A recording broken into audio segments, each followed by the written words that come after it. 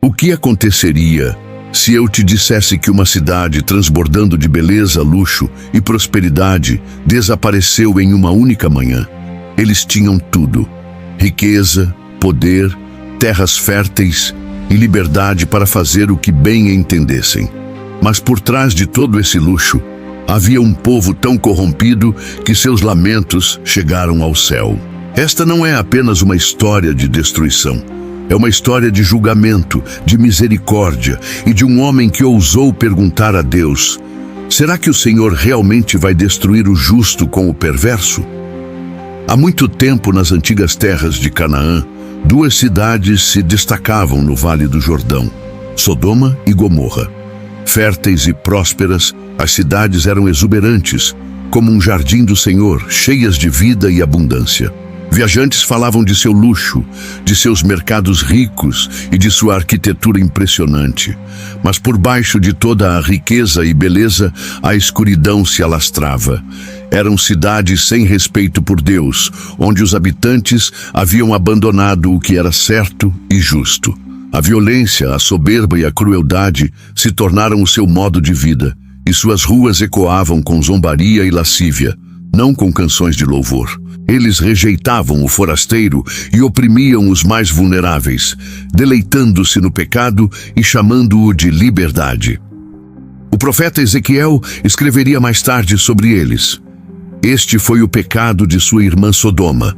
Ela e suas filhas eram arrogantes, estavam bem alimentadas e não se importavam. Elas não ajudavam os pobres e os necessitados. Eram altivas e faziam coisas detestáveis diante de mim. Até os mensageiros celestiais ouviram os gritos, a dor, a injustiça, a opressão, e então o Senhor desceu para ver por si mesmo. Este é o ponto onde a história de Sodoma e Gomorra se entrelaça com a de um homem de fé, Abraão, e sua ousada intercessão. Em uma tarde quente, Abraão estava sentado na entrada de sua tenda nos carvalhais de Manre. Ao levantar os olhos, viu 3 homens por perto. Não eram viajantes comuns, eram emissários celestiais. Um deles era o próprio Senhor em forma humana, e os outros 2 eram anjos. Abraão se levantou instantaneamente, como se algo em seu espírito soubesse que não eram viajantes comuns. Ele correu para encontrá-los e se curvou até o chão, dizendo: meu Senhor, se achei graça aos teus olhos, não te desvies do teu servo. Deixe-me trazer um pouco de água para que todos possam lavar os pés e descansar debaixo desta árvore. Abraão se apressou para preparar um banquete: pão fresco, coalhada, leite e um bezerro de primeira. Ele ficou ao lado deles enquanto comiam, honrado por servir a esses convidados celestiais. Depois de terminarem a refeição, o Senhor se virou para Abraão e falou: o clamor contra Sodoma e Gomorra é grande, o pecado deles é muito grave. Eu irei até lá para ver se eles realmente fizeram tudo o que foi relatado. Se não, saberei. Enquanto os mensageiros seguiram em frente, Abraão permaneceu diante do Senhor. E ele fez algo ousado, algo que apenas um homem que realmente conhece a Deus ousaria fazer. Ele deu um passo à frente e intercedeu. Meu Senhor, Abraão começou humildemente, será que o Senhor vai varrer o justo com o perverso? E se houver 50 pessoas justas na cidade? Ainda assim o Senhor a destruirá? Ele implorou com a voz tremendo de coragem e reverência. O Senhor respondeu: se eu encontrar 50 pessoas justas em Sodoma, pouparei todo o lugar por causa delas. Abraão se encorajou, e a cada vez que ele baixava o número de justos, o Senhor respondia pacientemente: por causa deles não a destruirei. Finalmente Abraão disse: deixe-me falar mais uma vez, e se apenas 10 forem encontrados lá? O Senhor disse: por causa de 10 não a destruirei. Abraão não ousou pedir mais. Então o Senhor partiu e Abraão voltou para sua tenda com o coração pesado, esperando que houvesse pelo menos 10 almas justas na cidade. O sol já baixava no céu. Os 2 mensageiros se aproximaram dos portões de Sodoma e a hora do juízo se aproximava. A propósito, se você acha que algum desses vídeos é interessante, relevante ou divertido, considere se inscrever. Eles levam muito tempo para serem feitos e isso realmente ajuda. E se você adora o que estamos fazendo e quer dar um passo além, agora pode se tornar um membro do canal. Seu apoio nos ajuda a alcançar mais pessoas com a palavra de Deus por meio de animações incríveis. Basta clicar em Seja Membro e fazer parte da missão. Quando a noite caiu sobre Sodoma, os 2 mensageiros chegaram aos portões da cidade. Lá estava Ló, sobrinho de Abraão, sentado no portão da cidade. Ele havia escolhido morar em Sodoma anos antes, atraído por sua riqueza e planícies férteis, apesar de sua reputação de maldade. Quando Ló viu os visitantes, ele se levantou e se curvou. "Meus senhores", ele disse, "por favor, venham para a casa de seu servo e passem a noite." Os mensageiros disseram, "Não, passaremos a noite na praça." Mas Ló insistiu urgentemente. Ele sabia do que a cidade era capaz, sabia que as ruas não eram seguras à noite. Mas antes que tivessem ido para a cama, um som terrível ecoou pelas ruas.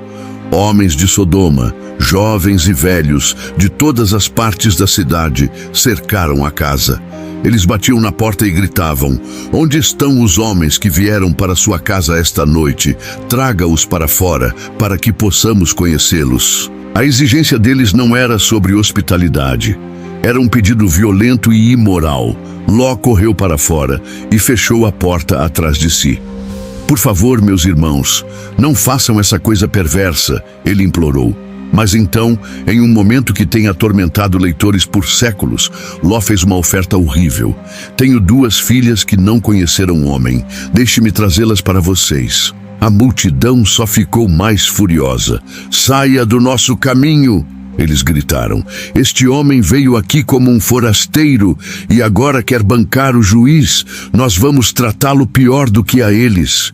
Eles se jogaram sobre Ló para arrombar a porta, mas naquele momento de terror, os estranhos revelaram seu poder divino. Eles atingiram a multidão com uma cegueira repentina. Ló olhou chocado. Estes não eram homens comuns, eram mensageiros de Deus. Os anjos se viraram para Ló. "Você tem mais alguém aqui? Genros, filhos, filhas ou qualquer outra pessoa na cidade que pertença a você? Tire-os daqui. Nós vamos destruir este lugar." O clamor contra o Senhor é tão grande que ele nos enviou para destruí-lo. Ló correu para encontrar seus genros, os homens prometidos para casar com suas filhas. "Corram, saiam deste lugar. O Senhor está prestes a destruir a cidade." Mas eles riram da cara dele. Para eles, parecia uma piada. A ideia de um julgamento divino parecia absurda em uma cidade tão confiante em sua maldade. Ao amanhecer, os anjos insistiram com Ló novamente. "Depressa, pegue sua esposa e suas 2 filhas e fujam, ou vocês serão varridos." Mas Ló hesitou. Era medo? Apego à sua casa? Dúvida? O texto não diz, mas ele hesitou. Então os mensageiros, em um ato de misericórdia divina, os pegaram pelas mãos e os levaram para fora da cidade. O Senhor teve compaixão deles, não porque eram justos, mas porque se lembrou do pedido de Abraão. Uma vez lá fora, um dos mensageiros disse: "Corram por suas vidas, não olhem para trás e não parem na planície. Fujam para as montanhas ou vocês serão varridos." Ló implorou: "Por favor, meu senhor, não posso fugir para as montanhas. O desastre me alcançará. Deixe-me escapar para aquela pequena cidade ali." "Ela é pequena", o anjo concordou. "Muito bem, não destruirei a cidade que você fala, mas apresse-se, eu não posso fazer nada até que você chegue lá." A cidade se chamava Zoar, que significa pequena. Exatamente quando o sol nasceu sobre a terra, Ló e sua família fugiram em direção à pequena cidade de Zoar. Então aconteceu. O Senhor fez chover fogo e enxofre ardente do céu, não apenas sobre Sodoma, mas também sobre Gomorra. Uma tempestade de julgamento caiu de cima. O céu ficou vermelho. A terra tremeu, os edifícios desmoronaram, os campos entraram em combustão. As pessoas gritavam, mas era tarde demais. Tudo no vale, cidades, casas, jardins, gado, foi aniquilado em um instante. O esplendor de um dia se transformou em cinzas e fumaça. Mas enquanto fugiam, a esposa de Ló se virou. Ela olhou para a cidade, com o coração ainda preso ao que havia deixado para trás. E naquele único momento de desobediência e anseio, algo começou a mudar. Sua pele endureceu, se tornou branca, e de repente ela se tornou uma coluna de sal. A misericórdia de Deus a havia tirado do fogo, mas olhar para trás custou-lhe tudo. A história de Ló não terminou em Zoar. Com medo de permanecer na cidade, ele fugiu com suas 2 filhas para as montanhas. Lá, eles se esconderam em uma caverna, isolados e desamparados. Ali, uma história triste e distorcida se seguiu, com as filhas gerando filhos com seu pai. Os filhos nascidos delas se tornariam os Moabitas e os Amonitas, nações nascidas no pecado, nações que mais tarde se oporiam a Israel. A história de Sodoma e Gomorra ecoou por gerações. Os profetas falaram dela. O próprio Jesus se referiu a ela. As cidades se tornaram um símbolo da justiça divina. Qual foi o seu pecado? Em sua riqueza e conforto, eles se tornaram imprudentes. Em sua soberba, tornaram-se cruéis. E em sua liberdade, se entregaram totalmente à perversão, à injustiça e à violência. Mas não se engane, o julgamento não veio em um instante. Deus avisou, ele observou e ele esperou. Somente quando a misericórdia se esgotou, quando até mesmo o clamor dos oprimidos alcançou o céu, só então o fogo caiu. No entanto, mesmo nesta história sombria, também vemos uma faísca de misericórdia. Deus poupou Ló, lembrou-se da intercessão de Abraão e atrasou o julgamento até que os justos fossem removidos. Esta é uma história de paciência, uma história de justiça e uma história de compaixão. E quanto a hoje, olhamos para o nosso mundo, para cidades cheias de riqueza e admiração, mas que pulsam com arrogância, violência e perversão. Vemos nações como os El-Seliwa e países ocidentais, uma vez moldados por valores bíblicos, agora adotando os mesmos pecados que marcaram Sodoma. A perversão é protegida como liberdade. A arrogância é elogiada como confiança. Os pobres são ignorados enquanto o luxo prospera. A confusão sexual é ensinada como identidade. A ganância é aplaudida como ambição. A blasfêmia é disfarçada de ousadia. A nudez agora é uma forma de expressão. A corrupção é justificada como estratégia.